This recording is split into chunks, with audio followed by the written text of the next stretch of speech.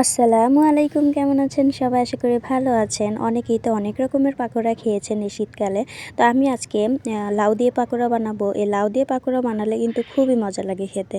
তো প্রথমে লাউটাকে ছিলে তারপরে আমি এটা কুচি করে কেটে নিলাম। আর লাউটা ছিলে তারপরে ধুয়ে নিলেই হয়। আর এখানে কুচি করানোর পর ভুলেও এটা ধুতে যাবেন না, ধুইলে এটা থেকে অনেকটা পানি বেরিয়ে আসে। তো এখানে আমি দিয়ে দিলাম চালের গুঁড়া পরিমাণ মতো, আর আদা রসুন বাটা দেব, আর হলুদের গুঁড়ার পরিমাণ সামান্য একটু, আর জিরার গুঁড়া দিয়ে পরিমাণ মতো লবণ, পেঁয়াজ, কাঁচামরিচ কুচি, ধনিয়া কুচি, আর স্বাদের যে ম্যাজিক মশলাটা এটা দিয়ে দিলাম। এটা দিয়েছি ফ্লেভারের জন্য। এটা দিলে পাকোড়াগুলো খেতে আরও বেশি ভালো লাগে। তো দিয়ে দিলাম একটা ডিম, দিয়ে ভালো করে হাত দিয়ে মেখে গরম তেলে এগুলো মুচমুচে করে ভেজে নেব।